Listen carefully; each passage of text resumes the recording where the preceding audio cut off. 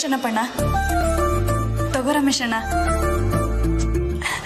ಬಾನು ತಗೋ ತಗೋ ಭವ್ಯ.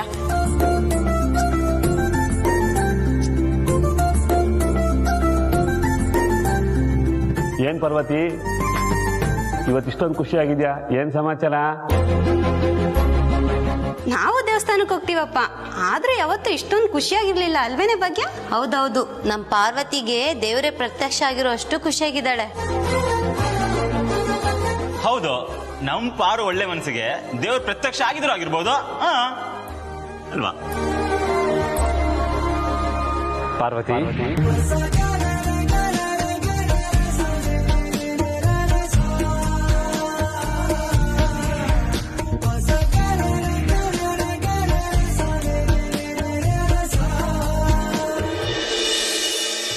ಏನಮ್ಮ ಪಾರ್ವತಿ, ಏನಿ ಖುಷಿ ಕಾರಣ? ನಾನಿವತ್ತು ನನ್ ದೇವ್ರ ಜೊತೆ ದೇವಸ್ಥಾನಕ್ಕೆ ಹೋಗಿದ್ದೆ.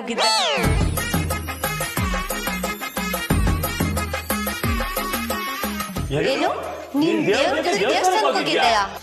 ಅಲ್ಲ ಅಲ್ಲ, ಆ ದೇವ್ರೇ ಇವತ್ ನನಗ್ ದರ್ಶನ ಕೊಟ್ಟ ಅಂದೆ. ಸರಿ ಸರಿ, ಈಗ ನಮ್ಮನ್ನೆಲ್ಲ ಕರೆಸಿದ ಉದ್ದೇಶ ಏನು?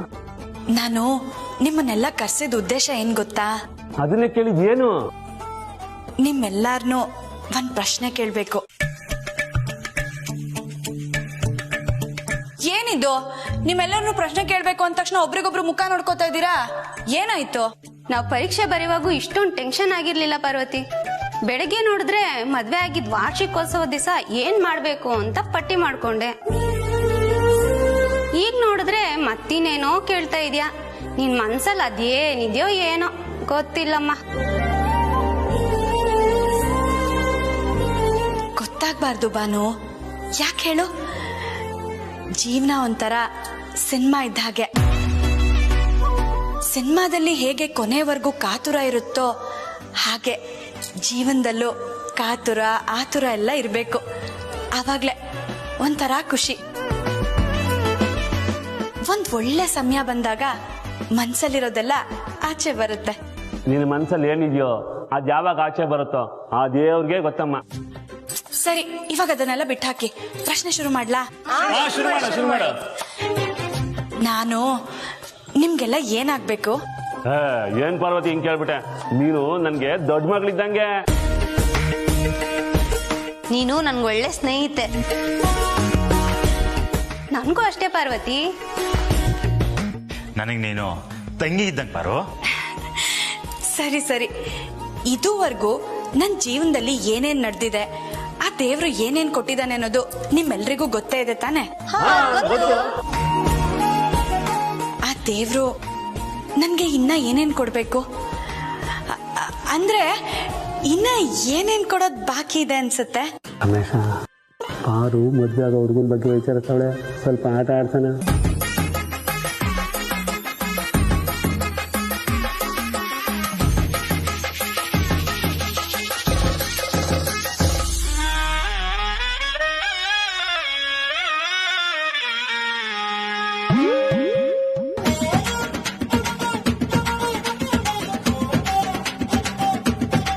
ಯಾಕೆ ನನ್ ಪ್ರಶ್ನೆಗೆ ಉತ್ತರ ಸಿಗ್ಲಿಲ್ವಾ?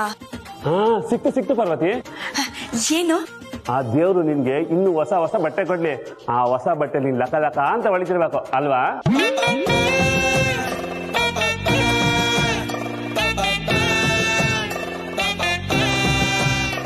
ಚನ್ನಪ್ಪಣ್ಣ, ನಾವ್ ವರ್ಷಕ್ಕೆ 1 ಡಜನ್ ಬಟ್ಟೆ ಬದಲಾಯಿಸ್ತೀವಿ.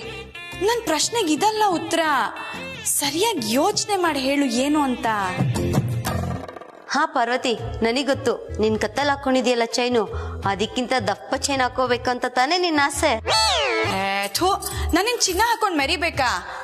ನಾನ್ ಹೇಳಿದ್ದು ಜೀವನದಲ್ಲಿ ಒಂದೇ ಸಲ ನಡೆಯೋ ಅಂತದ್ದು, ಒಂದೇ ಸಲ ಸಿಗೋ ಅಂತದ್ದು. ಅದ್ರ ಬಗ್ಗೆ ಕೇಳಿದ್ರೆ ನೀವೆಲ್ರೂ ಬಾಯಿಗೆ ಬಂದಂಗೆಲ್ಲ ಉತ್ತರ ಕೊಡ್ತಾ ಇದ್ದೀರಲ್ಲ.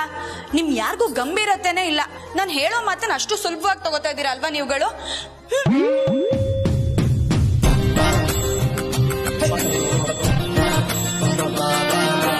May I come in sir? Yes sir, ಇದು ನಿಮಗೆ ನಮ್ಮ ಸ್ಟಾಫ್ ಕಡೆಯಿಂದ ಕೊಡ್ತಾರೆ ಒಂದು small gift. Please have this. ಯಾಕದು?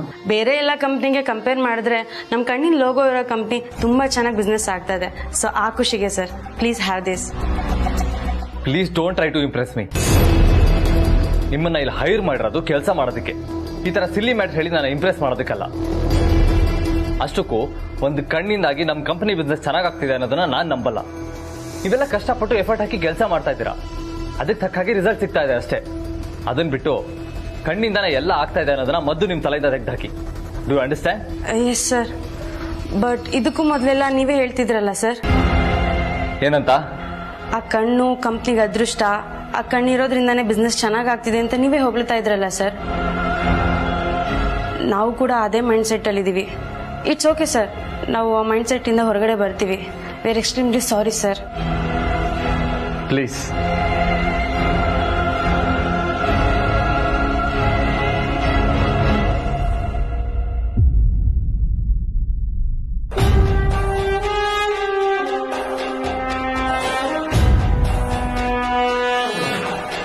Priya, ಬನ್ನಿ ಇಲ್ಲಿ. ಏನಾಯ್ತು? ಯಾಕೆ ಬೇಜಾರಲ್ಲಿದ್ದೀರಾ? ಮೇಡಮ್, ಅದೇನಾಯ್ತು ಅಂದ್ರೆ ಸರ್, ಇವೆಲ್ಲ ಕಷ್ಟಪಟ್ಟು ಎಫರ್ಟ್ ಹಾಕಿ ಕೆಲಸ ಮಾಡ್ತಾ ಇದ್ದೀರಾ, ಅದಕ್ಕೆ ತಕ್ಕ ಹಾಗೆ ರಿಸಲ್ಟ್ ಸಿಗ್ತಾ ಇದೆ ಅಷ್ಟೇ. ಅದನ್ನ ಬಿಟ್ಟು ಕಣ್ಣಿಂದಾನೆ ಎಲ್ಲ ಆಗ್ತಾ ಇದೆ ಅನ್ನೋದನ್ನ ಮದ್ದು ನಿಮ್ಮ ತಲೆಯಿಂದ ತೆಗೆದಾಕಿ. Do you understand? ಸ್ವಲ್ಪ ಹೊತ್ತಲ್ಲೇ ಡೈರೆಕ್ಟರ್ ಬೋರ್ಡ್ ಮೀಟಿಂಗ್ ಇದೆ ಮೇಡಮ್. ಗಿಫ್ಟ್ ಕೊಟ್ಟು ನೆನಪು ಮಾಡೋಣ ಅಂತ ಹೋದೆ, ಬಟ್ ಆಗ್ಲಿಲ್ಲ. ಸರಿ ರೀತಿ ಕೋಪ ಮಾಡ್ಕೊಂಡಿದ್ದನ್ನ ನಾನು ಯಾವತ್ತೂ ನೋಡಿಲ್ಲ. ಅವ್ರು ಬೈದ್ರು ಅಂತ ನೀವು ಬೇಜಾರು ಮಾಡ್ಕೋಬೇಡಿ. ಅವ್ರನ್ನ ಮೀಟಿಂಗಿಗೆ ನಾನು ಕರ್ಕೊಂಡು ಬರ್ತೀನಿ.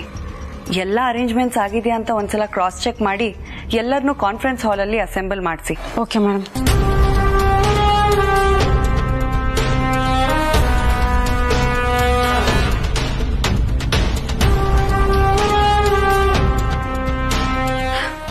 ಗುಡ್ ಮಾರ್ನಿಂಗ್ ಆದಿ.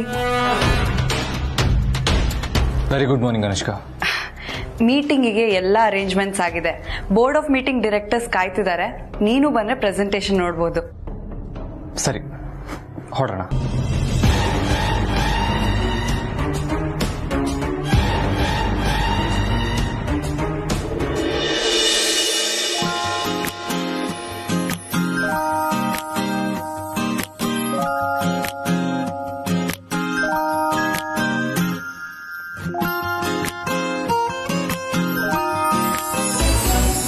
ಶ್ರೀಮತಿ.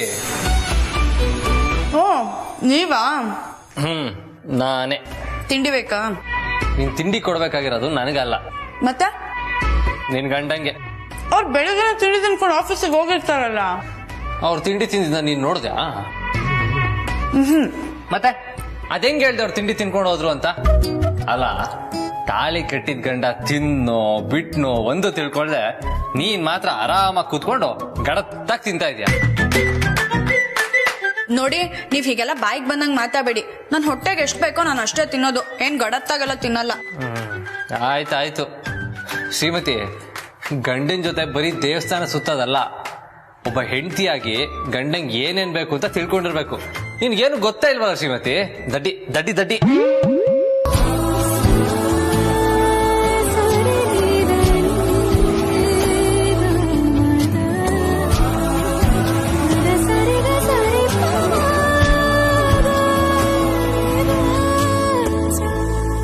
ಓ ಶ್ರೀಮತಿ, ಅಯ್ಯ ಸರಿ ಹೋಯ್ತು, ಆಗ್ಲೇ ಕಲ್ಪನಾ ಲೋಕಕ್ಕೆ ಜಾರ್ಬಿಟ್ಯಾ? ಹೋಗಿ, ನಮ್ಮ ಯಜಮಾನ್ರ ಜೊತೆ ನಾನು ಯಾವ್ದೋ ಬೇರೆ ಕಲ್ಪನೆಯಲ್ಲಿದ್ದೆ. ಹಾ, ಮಾಡ್ಕೊಳ್ತೀಯ.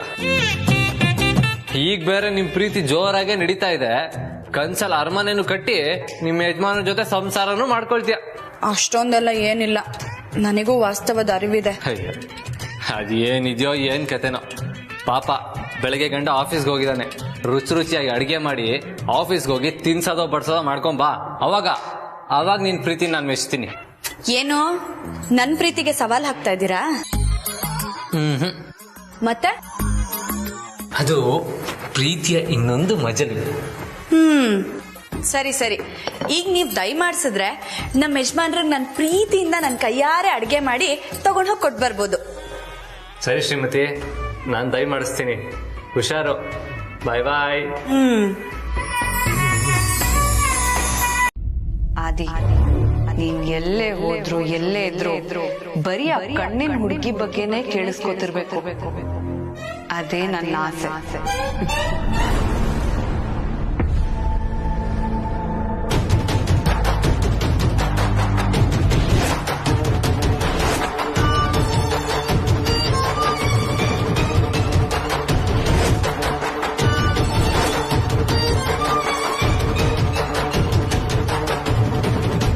Stop it! Stop it!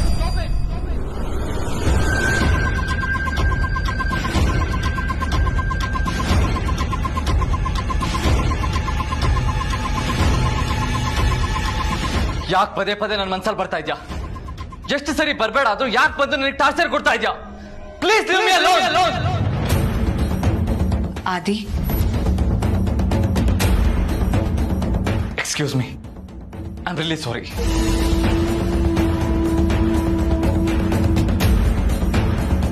Sorry guys, ಇವತ್ತು ಆದಿತ್ಯ ಸರ್ ಮೈಂಡ್ ಸ್ವಲ್ಪ ಡಿಸ್ಟರ್ಬ್ಡ್ ಆಗಿದೆ. ಮೀಟಿಂಗ್ನ ಇನ್ನೊಂದಿನ ಇಟ್ಕೊಳ್ಳೋಣ.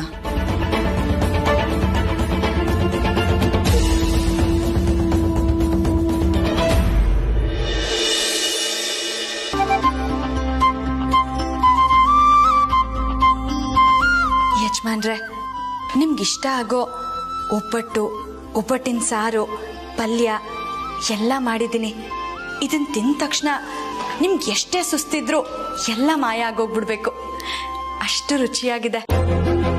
ರುಚಿಗಿಂತ ಜಾಸ್ತಿ ನನ್ನ ಪ್ರೀತಿ ತುಂಬಿದೆ. ಶ್ರೀಮತಿ,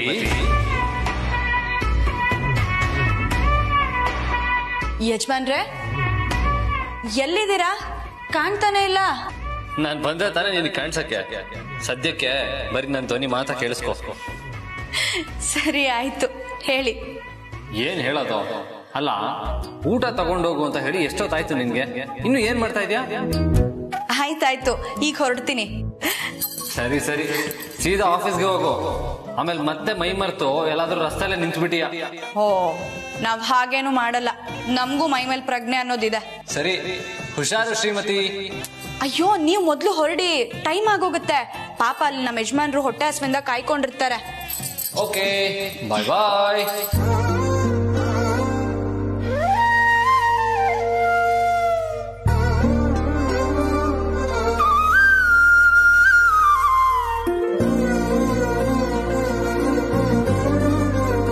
ಯಾರಿಗೂ ಗೊತ್ತಾಗ್ದಿರೋ ಹಾಗೆ ಹೋಗಿ ಬಂದ್ಬಿಡ್ಬೇಕು.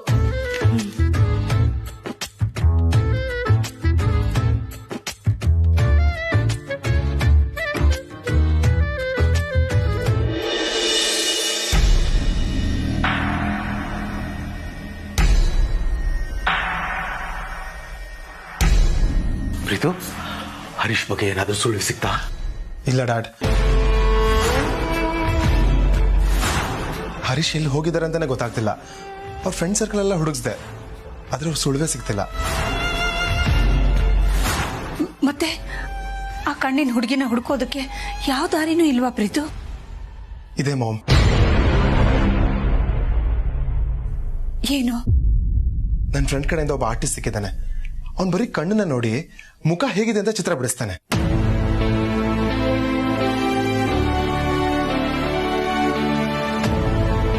ಏನು? ಕೇವಲ ಕಣ್ಣನ್ನು ನೋಡಿ ಆ ಮುಖ ಹೀಗಿರುತ್ತೆ ಅಂತ ಚಿತ್ರ ಬಿಡಿಸ್ತಾನ? ಹೌದು ಡ್ಯಾಡ್, ಈ ಆರ್ಟಿಸ್ಟ್ ಅದಕ್ಕೆ ಅಂತಾನೆ ಫೇಮಸ್.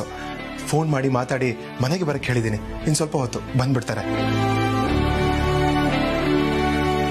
ಇದರಿಂದ ಬ್ರೋ ಕಣ್ಣಿನ ಹುಡುಗಿ ಯಾರು ಅಂತ ಗೊತ್ತಾಗತ್ತೆ.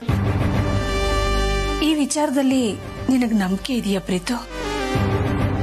ಖಂಡಿತ ಇದೆ ಮಾಮ್. ಸರಿನಪ್ಪ, ನೋಡೋಣ. ಸರಿ ಮಾಮ್.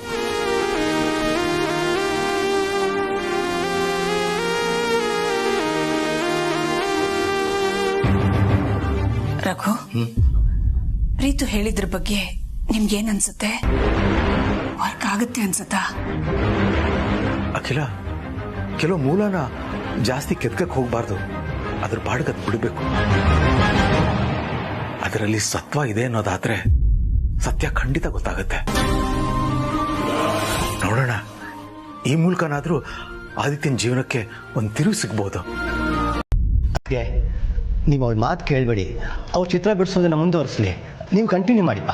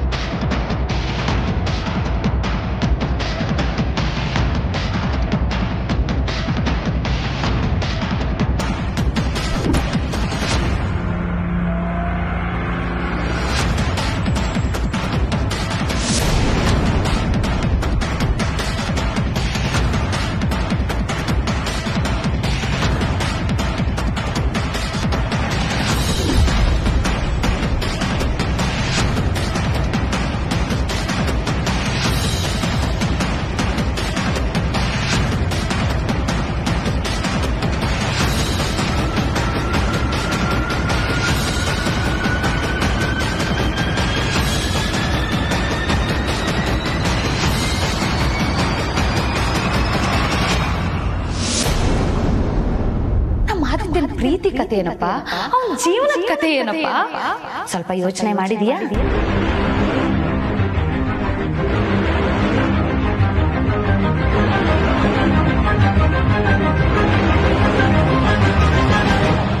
ನಿಲ್ಸಿ.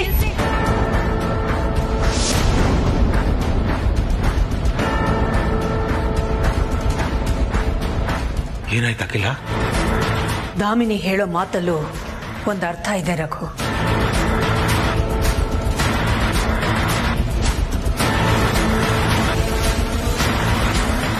ಒಂದು ವೇಳೆ ಇವ್ರು ಬಿಡಿಸ್ತಾ ಇರೋ ಚಿತ್ರ ಆದಿತ್ಯ ಇಷ್ಟಪಡ್ತಿರೋ ಹುಡುಗಿದ ಅಲ್ಲದೆ ಹೋದ್ರೆ ಆಗೇನ್ ಮಾಡೋದು? ನನಗ್ಯಾಕೋ ಇದ್ರ ಮೇಲೆ ಪೂರ್ತಿ ನಂಬಿಕೆ ಬರ್ತಾ ಇಲ್ಲ ರಘು.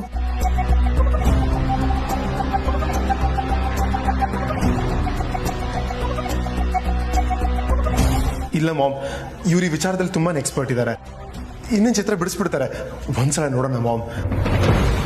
ಬೇಡ ಅಂತ ಹೇಳದ್ನಲ್ಲ ಪ್ರೀತು, ಇದರಲ್ಲಿ ನನಗೆ ಯಾಕೋ ನಂಬಿಕೆ ಬರ್ತಾ ಇಲ್ಲ. ನನ್ನನ್ನು ಯಾರು ಬಲವಂತ ಮಾಡಬೇಡಿ. ನನಗೆ ಆದಿತ್ಯನ ಜೀವನ ಮುಖ್ಯ ಅಷ್ಟೇ. ಪ್ರೀತು, ನಿಮ್ಮ ಅಮ್ಮ ಹೇಳಿದ್ದೆ ಸರಿ ಅನಿಸ್ತಾ ಇದೆ. ಇದನ್ನ ಇಲ್ಲಿಗೆ ಬಿಟ್ಬಿಡೋಣ. ಅಲ್ಲ ಡ್ಯಾಡ್, ಡ್ಯಾಡ್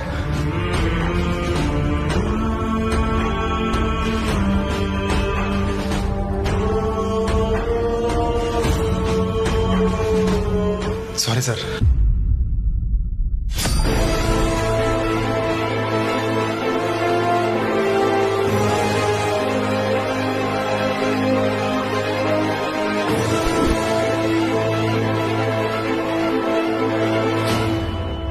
ಜನನಿ, ಈ ಫೋಟೋದಲ್ಲಿರೋ ಹುಡುಗಿನ ಎಲ್ಲೋ ನೋಡಿದ್ದೀನಿ ಅಂತ ಅನಿಸ್ತಾ ಇದೆ.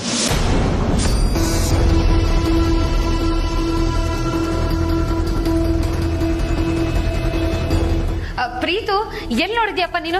ಸರಿಯಪ್ಪ ನೀನ್ ಆ ಕಡೆ. ಲವ್, ಈ ಫೋಟೋ ನೀನ್ ಎಲ್ಲೋ ನೋಡಿರ್ತೀಯ. ನನಗ್ ಗೊತ್ತಾಯ್ತು ಕಣೋ, ನಾನ್ ಹೇಳಿದ್ದೆ ಸರಿ. ನಮ್ಮ ಆದಿತ್ಯನ್ಗೆ ಯಾವ್ದಾದ್ರು ಹುಡುಗಿನ ಕಟ್ಟಿ ಅವ್ನ ಜೀವನನ ಹಾಳೆ ಮಾಡ್ಬಿಡ್ತೀರಾ. ಅಲ್ಲ, ಇದಿನ್ನು ಚಿತ್ರ ಸರಿಯಾಗಿ ಕಂಪ್ಲೀಟ್ ಆಗಿಲ್ಲ, ಈ ಮುಖನ ಎಲ್ಲೋ ನೋಡಿದೀಯ ಅಂತೆ. ಇದು ಮೊದ್ಲು ಇಲ್ಲಿ ಇರಬಾರ್ದು.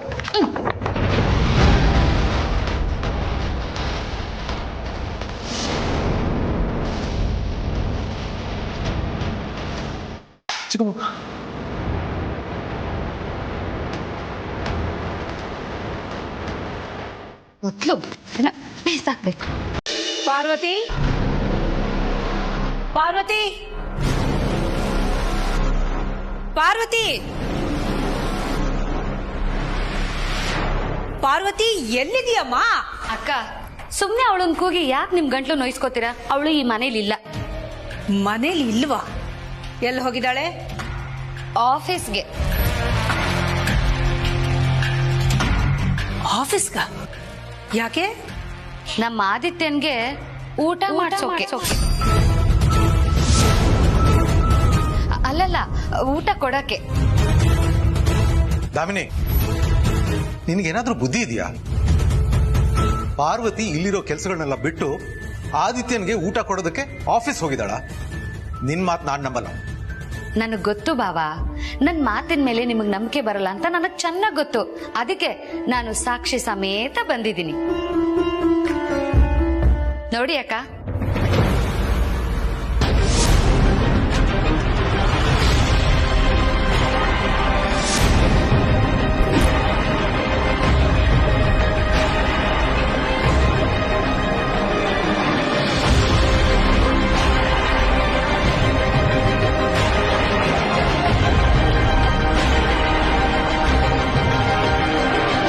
ಪಾರ್ವತಿ ಆಫೀಸ್ಗೆ ಹೋಗೋ ವಿಷಯ ನಮ್ಗೆ ಯಾರಿಗೂ ಗೊತ್ತೇ ಇಲ್ವಲ್ಲ? ಗೊತ್ತಾಗ್ಬಾರ್ದು ಅಂತಾನೆ ಅಕ್ಕ ಯಾರಿಗೂ ಹೇಳ್ದೆ ಒಬ್ಳೆ ಊಟ ತಗೊಂಡು ಆಫೀಸ್ಗೆ ಹೋಗಿರೋದು. ಅಕ್ಕ ನನಗನ್ನಿಸ್ತಿದೆ ಅವಳು ನಿಧಾನಕ್ಕೆ ನಮ್ಮ ಆದಿತ್ಯನ ತನ್ನ ಕಂಟ್ರೋಲಿಗೆ ತಗೊಳಕ್ಕೆ ಪ್ರಯತ್ನ ಪಡ್ತಿದ್ದಾಳೆ ಅಂತ. ಬಾಯಿಗೆ ಬಂದಾಗೆಲ್ಲ ಮಾತಾಡ್ಬೇಡ ದಾಮಿನಿ. ಪಾರ್ವತಿ ಅಂತ ಕೆಲಸ ಮಾಡೋಳಲ್ಲ. ಹಾಗೆ ಮಾಡೋದ್ರಿಂದ ಅವಳಿಗೇನ್ ಲಾಭ? ಭಾವ, ಅವಳಿಗೆ ಲಾಭ ಇಲ್ದೇ ಇದ್ರು ಬೇರೆ ಯಾರಿಗಾದ್ರೂ ನಷ್ಟ ಮಾಡ್ಬೇಕು ಅನ್ನೋ ಕೆಟ್ಟ ಉದ್ದೇಶ ಅವಳಲ್ಲಿದ್ರೆ ನಮ್ಗೆ ಹೇಗ್ ಗೊತ್ತಾಗುತ್ತೆ? ಅಕ್ಕ ಈ ಮನೆ ಕೆಟ್ಟದ್ದಾಗಬಾರ್ದು ಅಂತ ನನಗನ್ಸಿದ್ದನ್ನ ನಾನು ಹೇಳಿದ್ದೀನಪ್ಪ. ಮಿಕ್ಕಿದು ನಿಮಗ್ ಬಿಟ್ಟಿದ್ದು.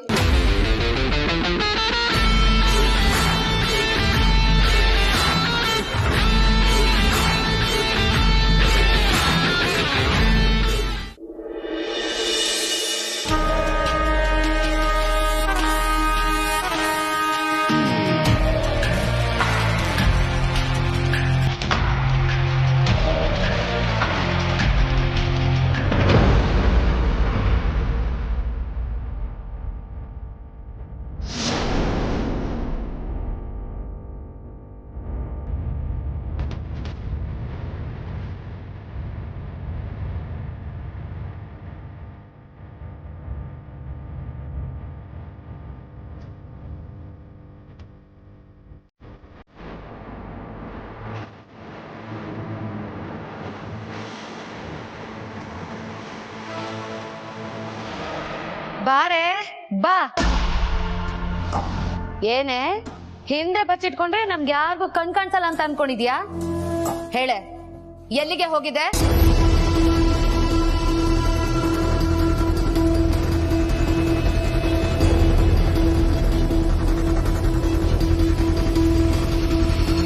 ಎಲ್ಲಿಗೆ ಹೋಗಿದ್ದೆ ಪಾರ್ವತಿ?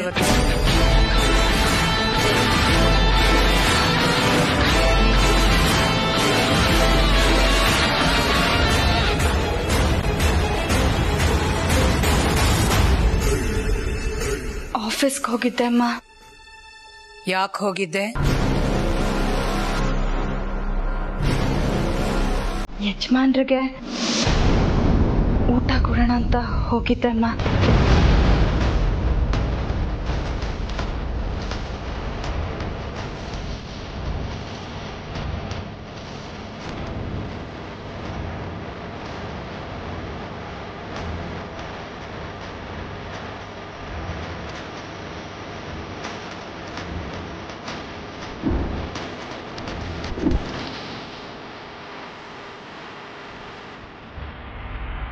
ಆದಿಗೆ ಊಟ ತಗೊಂಡು ಹೋಗ್ಕೊಡು ಅಂತ ನಿನಗೆ ಯಾರು ಹೇಳಿದ್ದು?